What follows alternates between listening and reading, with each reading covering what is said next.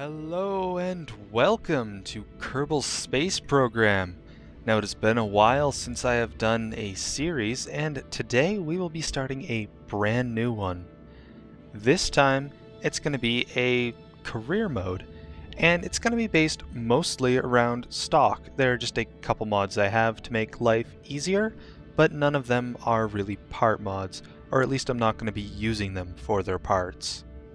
So, how about we get started? Now, there are a couple things that I'm going to discuss, and we'll go over them for this video, so kind of act as a partial semi-update, I guess. But this is going to be the mostly stock career. And of course, I am going to grab my own NASA flag thing here that was made for me by one of you guys, and I do thank you for that.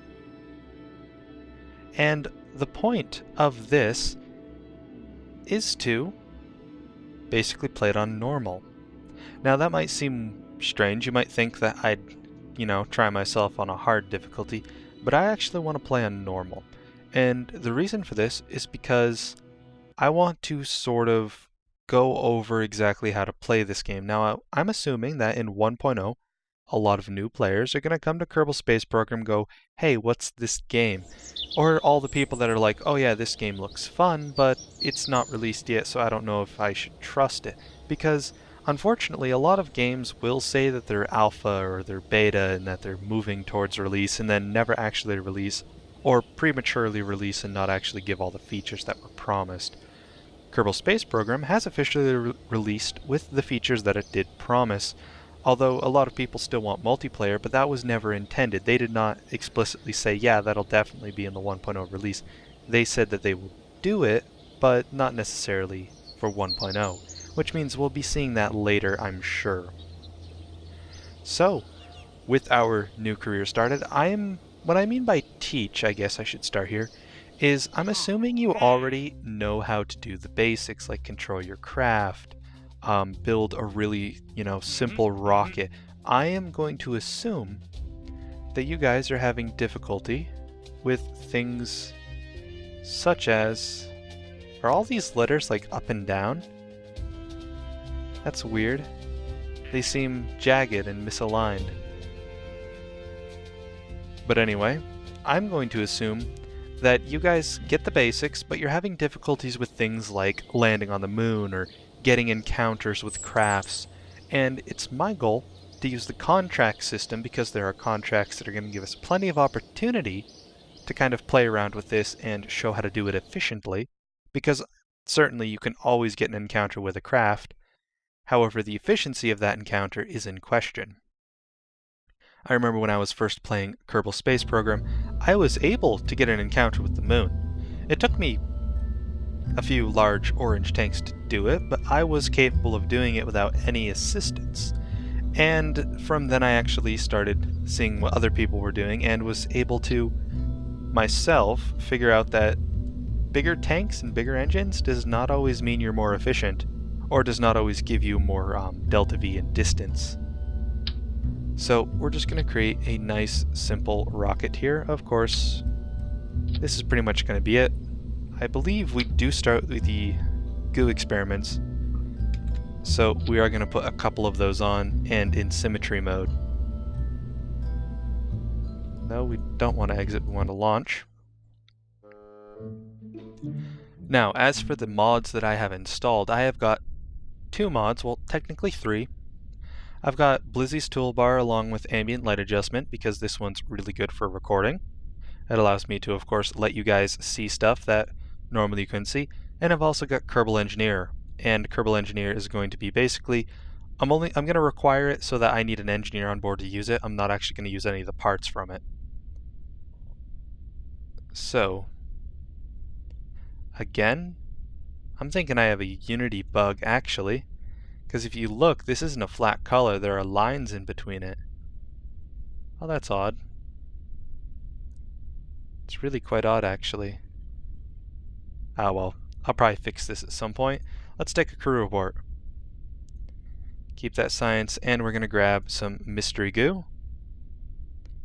Because why not?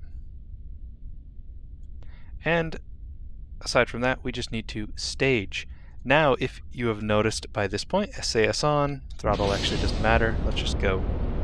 We got Jebediah in the pod. Now, if you've noticed at this point, I probably sound a little bit different, slightly different. I'm not too sure. To myself, I sound a little bit different, but of course that's variable between anyone really listening. I do have a different mic, and I prefer it over the other one since I can keep it more consistent, and it's also better at keeping out my keyboard, which in the last couple of videos I've done, I've noticed was very prominent, and it actually was kind of irritating to me having to listen to that keyboard, me basically smack it with my hands. So, got a different one. It, in my opinion, seems much quieter for the keyboard and the mouse clicks. You can still hear them, which I don't mind still being able to hear them, it's just having them completely take over everything. Now, I upped the parachute distance on that simply because I never trusted this parachute. I launched a rocket one time, and at 500 it didn't open fast enough, so I just crashed, and Jebediah died on literally the first launch. So since then I've never trusted it to open at 500 and safely land me. But of course that's just my own mistrust of it. It probably can safely land you. Oh, there, definitely the Unity bug. You guys see that parachute? Okay, so how about, I don't think I have enough torque to do this. I might, come on. Okay, so I did have enough. I'm just going to EVA Jebediah here, and we're going to take a couple EVA reports. And then we're going to go back in the VAB. I'm going to take the data, store the experiments. If you do not know, if you take the data and store the experiment, you can do a second crew report, which we will be doing. Now we're getting one from the launch pad because we're actually standing here, versus when we were floating over because we were grabbed onto the capsule. So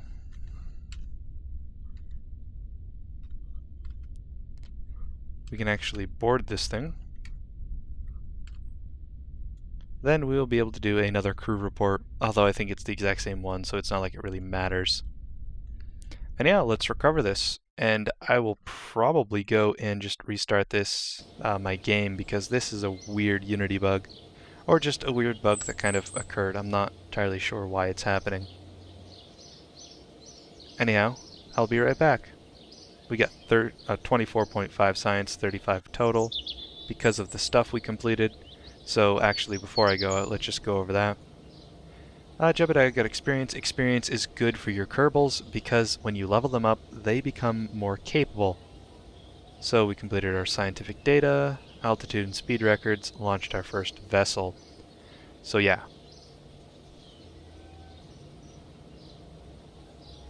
Okay, so we are back. I restarted my client. We should have everything all fixed. We'll see. Okay, we got 35.5 science to spend. Let's go straight to the Research and Development Center and start buying some new stuff. And of course, the first thing we want is basic rocketry, along with engineering. And my preference is to get general rocketry because it lets you get the even larger fuel tank, which I find just to be the better choice over some fins or a heat shield, because we're not exactly escaping the atmosphere just yet. We have a little more science to gather. So heading back here, we have two more things to do: escape the atmosphere and orbit Kerbin. We'll grab both of those, even though I don't think we'll be getting to orbit just yet, but we will be escaping the atmosphere. Alright, so even though we picked up both contracts, our goal is just to escape the atmosphere. Now, on the second launch, I probably could get to orbit, but I'd rather not waste my time attempting that, since usually you have to make a rocket so tall that they're actually unstable. So I'm not actually going to attempt that because I'll probably just destroy a rocket. Now I do have the Kerbal engineer parts like I said, but I'm not going to use them. I'm going to actually force myself to need an engineer on board in order to use the Kerbal engineer in flight, although I'll be able to use it while building. So we have our attached science modules. Now I do want to talk about the Science Bay Junior. I know this setup right now falls with the parachute deployed at about 6.2 to 6.6 meters per second. And because it falls at that speed, if you look at the Science Junior, it's got a 6 meters per second crash tolerance. what that tells me is that the Science Bay Junior will break if we try and land with this design. So what we're actually going to do is take a fuel tank and empty it so it's light, and that's actually going to cushion our fall. So now we can actually build the atmosphere escape system, which is just going to be, I found 6 of these to work pretty nice with the Reliant engine, which is the non-gimbal engine, because that gives us 3,000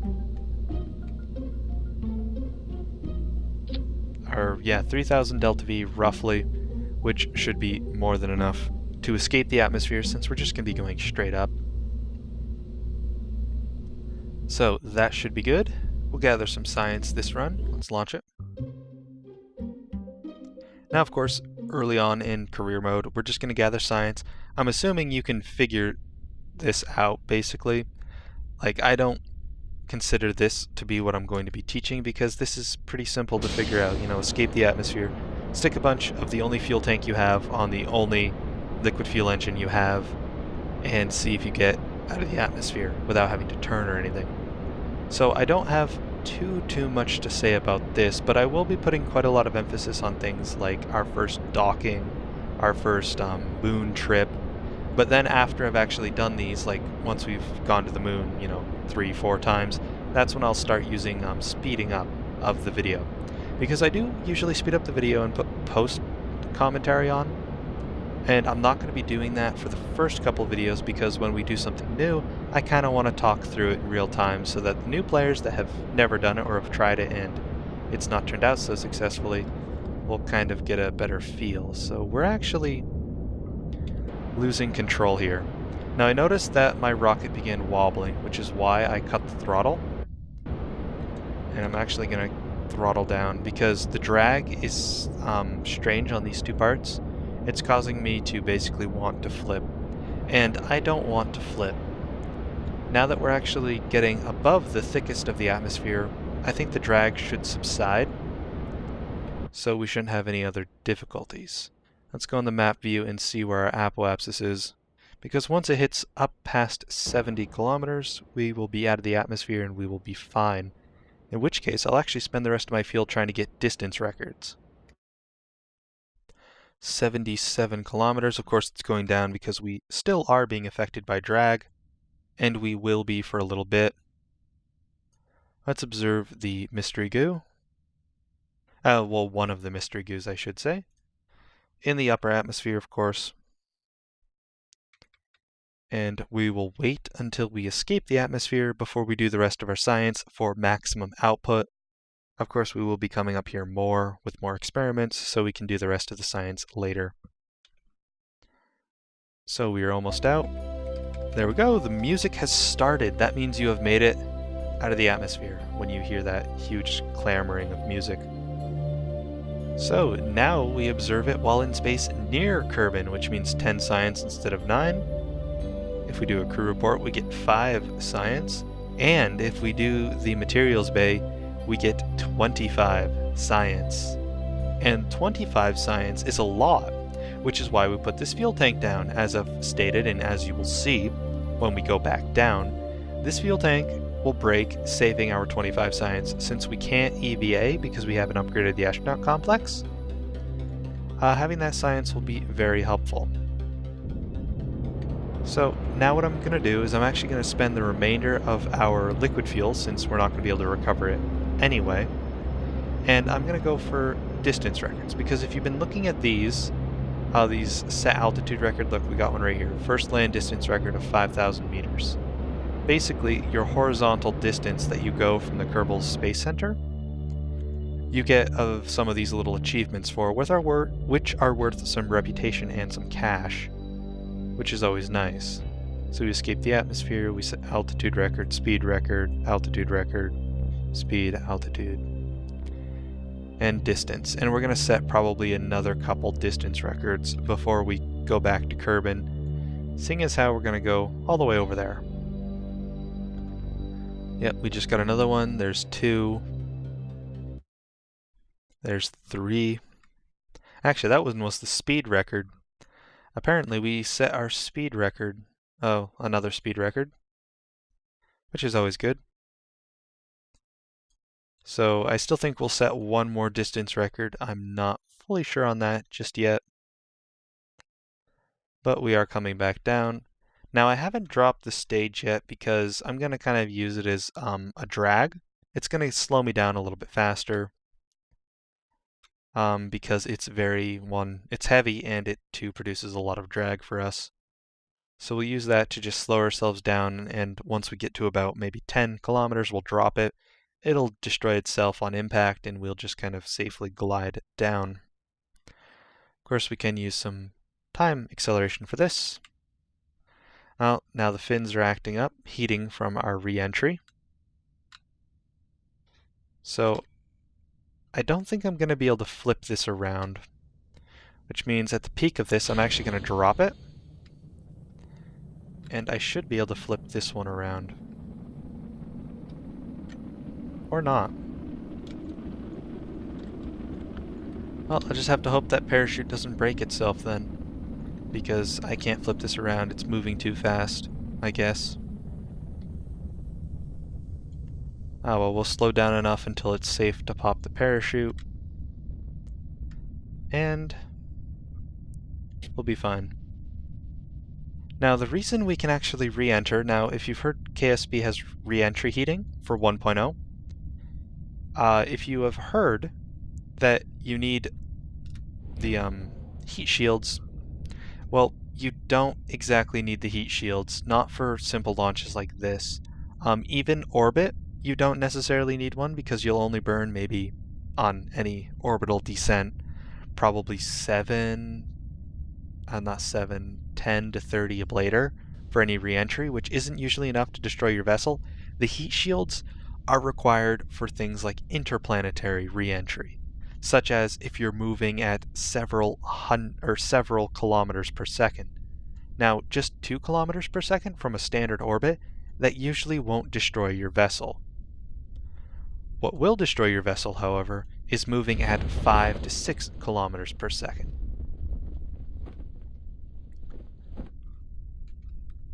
So here we go, parachute deployed, gathered all the science we can, and here's what I mean. If you look at our surface speed, it fluctuates between 5.9 and 6.3, 6.4 right there.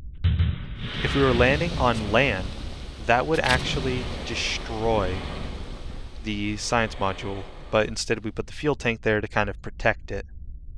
Now, because we landed in water, that wasn't actually a risk for us, but it's still nice to have that fuel tank in case we did land on the land. So let's do the same thing we did, get a EVA report while flying over Kerbin's waters. We will take the data and then store it. We will board for a crew report. And then we're going to EVA again because we're going to farm as much science as we can. And this is what I predicted to happen, was we're going to fall off the vessel. So then when we take our EVA report, we'll get it, but I don't think we'll be able to actually climb back in. That camera wobble though, that's new. Yeah, we're not going to be able to climb back in, so we'll just stop with that because that's kind of nauseating. So we'll recover Jebediah here, and then we'll just go and recover that vessel really quickly. So we didn't get any science because Jebediah didn't have any on him, and Jebediah, who didn't get any experience for that. But if we click on the tracking station, then we can see we have our splashed down part right there, and we can just say recover, and now we get 64.6 science for it, along with, you know, some of the funds back. Although funds won't matter too much because we get a lot of them for playing on the normal difficulty, which means I'll have a lot of freedom to play around, which will be good for kind of trying to show you guys what is happening. Now let's go into the Research and Development Center, as we should always do when we get new science, and buy the next size of fuel tank.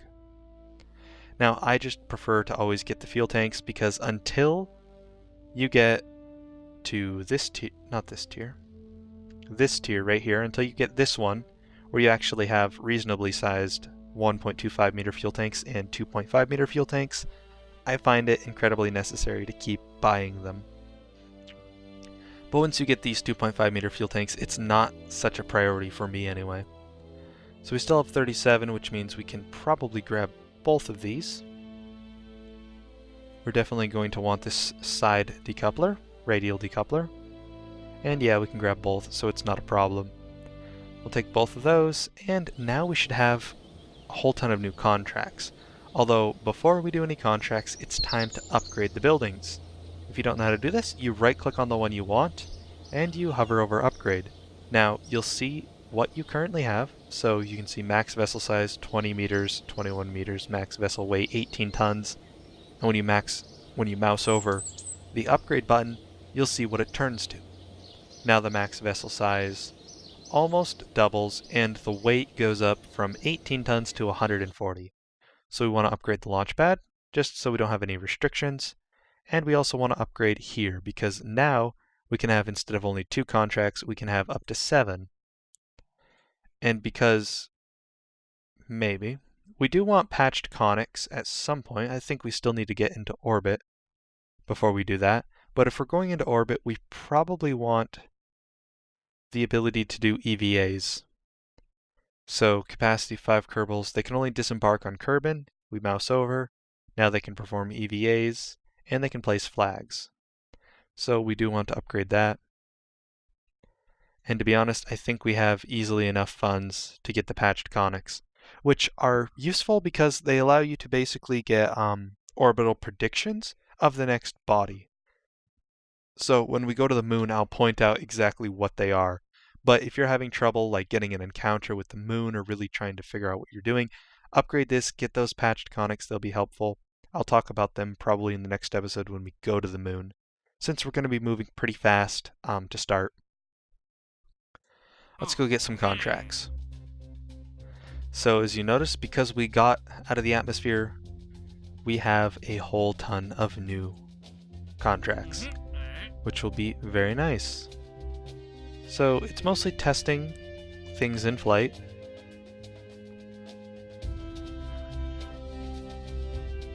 I don't think there's anything that I particularly want. I don't necessarily want to test engines in flight over Kerbin. So, to be honest, I don't think we're going to take any other contracts, mostly because I don't want to have to worry about these. Like, I would take this one if it wasn't an escape trajectory, because I do want to test the Terrier. I don't want to test the Skipper. That's a 2.5 meter engine, so it's not really worth it. I don't have any 2.5 meter tanks to go with it. No, the Skipper isn't a 2.5 meter engine. The Poodle is the 2.5 meter. Alright, so we got our basic orbiter here, and basically what this is going to do is it's got these 2 SRBs that are going to take us up a good ways. Then we're going to activate our Reliant engine. That's going to bring us up more, and then we're going to finish our orbit easily with our last engine. And actually, looking at the delta V of this, it's surprisingly better than I expected. So I'm actually going to replace this fuel tank with a smaller one, because just looking at the delta V, I know we can get away with it. Now, we actually, even though we reduced delta V in that stage, we gained delta V in all the other stages, because now they have to cart around less mass. But if you use Flight Engineer, which I highly recommend you do use, when you're aiming for orbit, aim for 4,000 delta V. You can overshoot this. 4,000 is already overshot for how much you need, but 4,000, if you don't know what to go for, just assume 4,000. The more you actually fly craft, and based on the thrust-weight ratios of that craft, you'll start to get the hang of what you really need to get into orbit, which is closer to 3,500. But you'll always want to aim for an overshoot, just because it makes it easier. So we're going to do our first orbit before, of course, we finish up this episode, which is going to be a little bit longer than others because it's the first one. So that's going to be that. We're going to throttle up in preparation for the next stage and fire the SRBs. Now, when you go into orbit, you can't simply just go up. For people who have been having a difficult time with getting to orbit, the reason you can't just simply go up is because then gravity will just pull you straight back down. The only thing you achieve by going straight up is to be pulled straight back down. So we got that. Now we're going to fire our liquid fueled engine, and we're going to try and start turning the correct way. Now unfortunately this engine doesn't have gimbal. I probably should have picked the one with gimbal, because it would have made this process easier.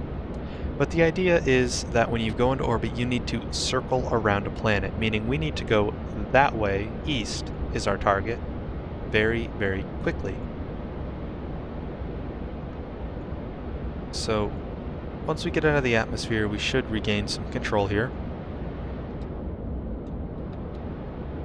which hopefully will happen sooner versus later. There we go.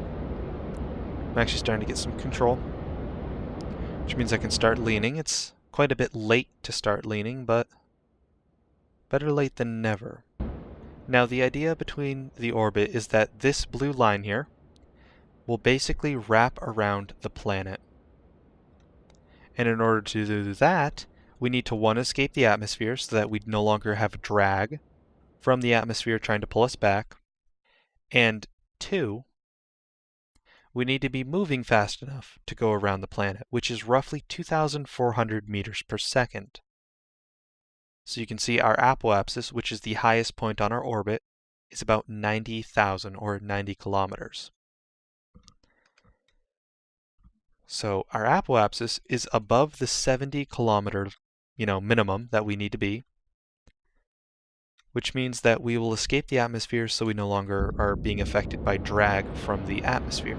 Because drag will eventually pull us down to the surface, and orbit we never want to be pulled back down.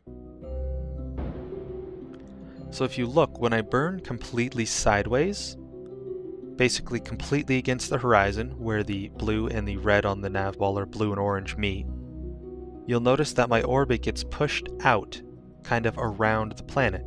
Now my apoapsis didn't go up a whole lot. It only went up about 5 kilometers, but my speed increased severely on the horizontal axis. So we finished out this stage. Let's go into the next one and go back to the map view where it's easier to see this happening. Now if you look at our orbital velocity, it's currently at 1,300 and almost 50. So as you can see, when we burn our engine, we are increasing our orbital speed. This needs to be about 2,300 roughly, 23 to 2,400 to be considered in orbit. And as you can see, we're steadily increasing it. And as we increase it, our apoapsis still doesn't go up very much, which is what we want to see. We want to kind of keep it steady. And you can see this circle is extending its arms out around the planet. And you'll notice very soon that it's going to fully wrap around the planet. Now, because I'm actually kind of low on fuel, I'm surprised. I thought I had much more than this. It must have been our very inefficient turn that's kind of led it to be this way. So we're just going to wait. Now, the most efficient time to burn is at apoapsis. Meaning, if we keep facing prograde, meaning the direction our velocity is causing us to travel, which is the direction we've been pointing the entire time, then we'll notice we have a periapsis. Now we're not in orbit yet. If you look, the periapsis, which is the minimum on the orbit, is not above 70 kilometers yet. And until it gets above 70 kilometers, we're not considered in orbit. Now that it's at 71, we're in orbit. And as you can see, the game even recognized it and said, "You've orbited Kerbal." And of course gives us our nice little reward. And now that we're here, we can do lots of science. So we've already grabbed a bunch of science from space. However, one thing we didn't grab is, let's actually turn this on a little. Now it's much easier to see. One thing we haven't grabbed, because we just upgraded our astronaut complex, is EVA reports. Now the really cool thing about EVA reports is that EVA report from just above Kerbin's grasslands. Well, what does that mean? Well, that means we can store it and we can go again. Now it's above Kerbin's water. 8 more science. Now, once you get into your first orbit, you definitely want to upgrade your astronaut complex because you want all of this science that you can get. Now, let's board because we can't time accelerate while we're out in EVA mode, and let's wait for the next continent to show up. So we should easily be able to get an EVA report from above Kerbin's shores. Since we did grasslands in the water, we should be able to get shores pretty easily. We already got water. Let's reset that. Try again. Grasslands, we already have it. Try again. Now, unfortunately, we do just kind of have to keep doing this until we get the one we want, which is Kerbin Shores. So there we go. 8 more science. We can board with that. And of course, wait until the next bit of area. I'm going to actually turn this up. Now, I think we're too high to get that mountain, so we're just going to go by it.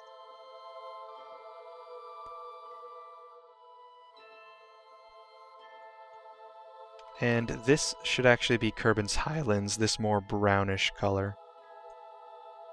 Yep, Kerbin's Highlands, keep that, board, and let's keep going until we can find a mountain.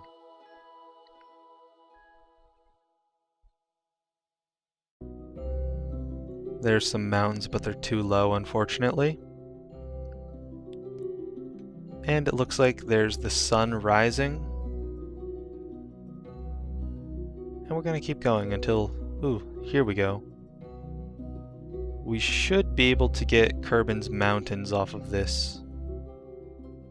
So right about here where it kind of crosses by us. Okay, let's roll this pod over. Take Jebediah out nice and quickly here. Kerbin's mountains, keep that.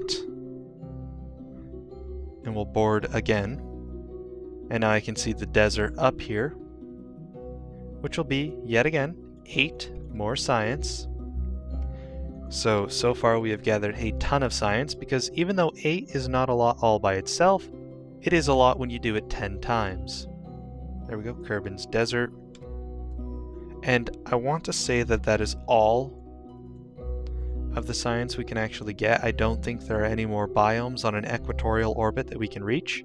If we were to float over the North Pole, then certainly we could get another one. But unfortunately, that's not where we're headed. Which means now, if I can find the prograde, or the retrograde marker, I mean.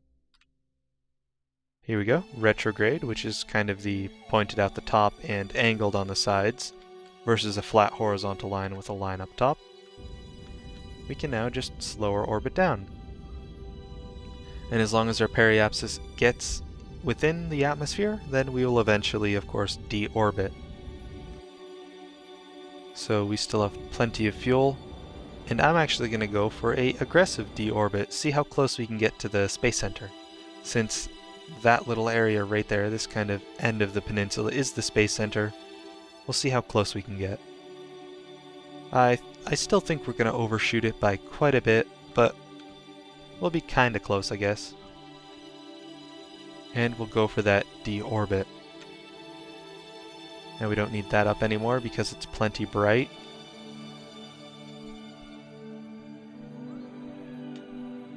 And because we have a heat shield, we're just going to kind of ditch that.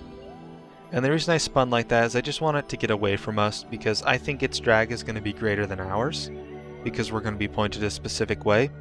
And if it's too close to us when we enter the atmosphere, it might actually hit us. So just kind of spin, sling it away.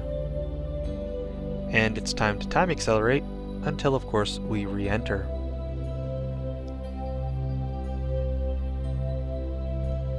Now, getting to orbit around Kerbin is not necessarily the hard part. This is one of the easier missions in my opinion, but it does get much more difficult when we'll actually start talking about some of those more difficult things. Like, I'm really excited for getting into the rendezvous and stuff, because they seem incredibly challenging, but realistically they're quite easy to pull off. Now, you might be wondering why I brought all this science equipment. And of course, for our first re-entry, I'm not time accelerating too much. We'll be doing that later. But all of this science equipment is for wherever we land, which I'm assuming is going to be in the water. Or possibly, if we lower ourselves enough, we'll actually land on the land here.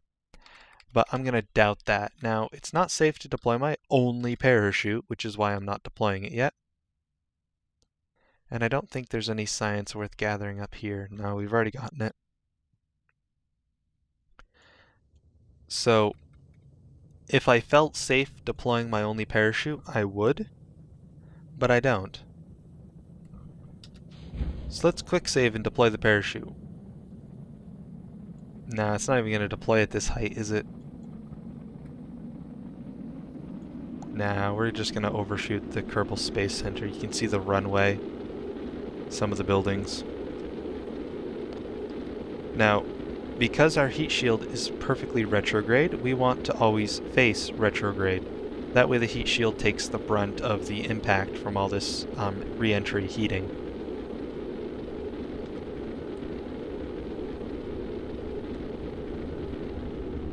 So, you see, that's why I didn't deploy the chute. If you just read that message there, the chute was destroyed from re-entry heating because, you know, I wanted to stop over at the Kerbal Space Center, so I deployed my chute early. Well, this could be a problem. We have no chute. We can't repair it. We can't deploy it. We're just going to kind of crash. Or are we? Now, I'm actually going to hold F9 here, and we're going to see something happen. So how did I manage this sorcery? Well, Kerbal Space Program knows that you're going to have to do some trial and error stuff. It knows it can be difficult. So now if you want to play on a hard difficulty and disable this function, you can. It's quick saving and quick loading. You can disable it. It's perfectly fine. I have it enabled for this save to kind of show what it can do. Now, in case something goes wrong, if you quick saved, you can quick load. Now, I held F5 before I deployed that chute, just because I assumed that it would burn up in the atmosphere. It'd deploy when we were moving too quickly, and it would break, and then we'd be kind of screwed when we fell. So because of that, I just hit F5, created a quick save, and then I hit F9 when everything went wrong to try it again. This time I know not to deploy the chute, which is one of the greater parts of Kerbal Space Program because it allows that functionality. That ability to save and then load really quickly when you think something's going to go wrong, such as when you're doing aero braking, because aero braking you never really can tell. There are calculators for it, but you can never really tell how deep into the atmosphere you should go, so it really is a trial and error thing.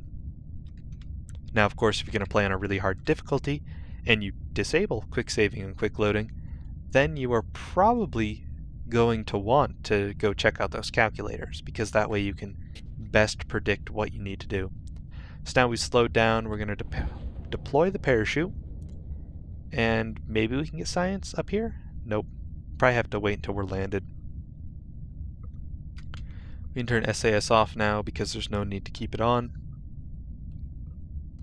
And we'll just glide into Kerbin's water. Now, the one thing I've never particularly liked about Kerbin's water is the fact that it feels more aggressive than Kerbin's land. But you might think, realistically, with spacecraft, when you land them, you want them to land in the water because it's much softer than landing on land itself. However, Kerbal Space Program's water is notorious for stripping your craft of everything on it. Just because of the way the physics works, it acts a little weird. So it's my personal preference to land on land versus water because the water is less predictable than land. Simply because of all the bobbing and the fact that if it wants, it can very easily destroy your vessel.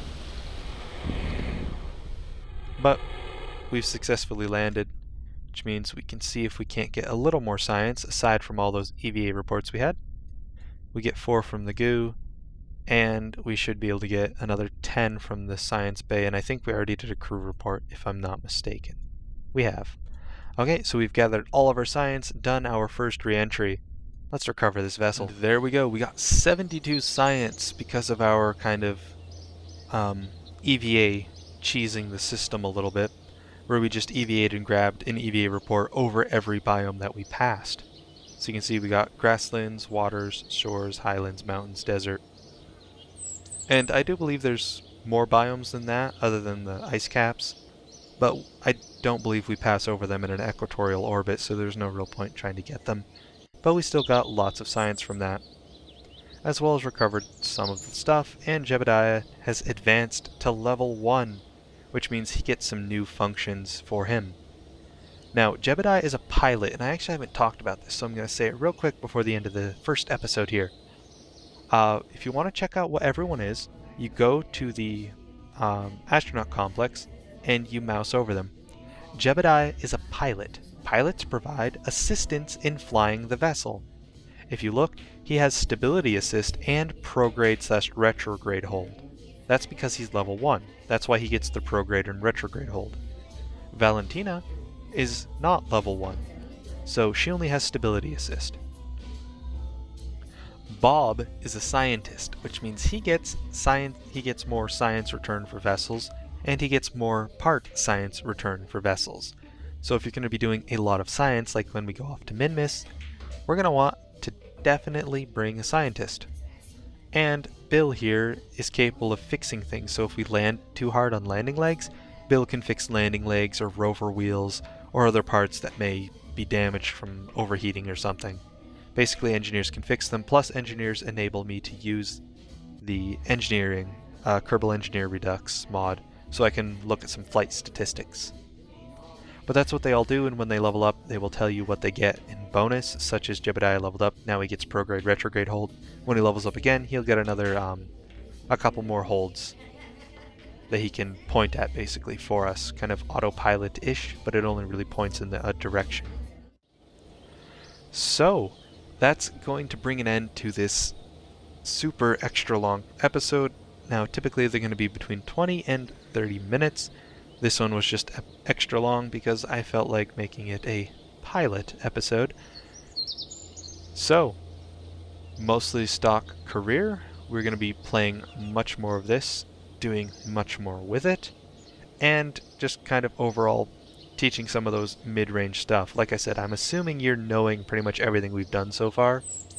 But once we get into the actual encounters and changing planets, we'll talk about the efficiency ideas behind it and how to do them easily versus efficiently, because there are ways to do encounters very easily, but they're not always the most efficient. Also, yeah, basically I'll kind of talk through it when we get there. Anyhow, I thank you all for watching. This is PTT GRW signing out.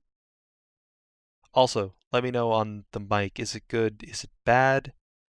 Yeah, so I don't forget that. Anyhow, signing out.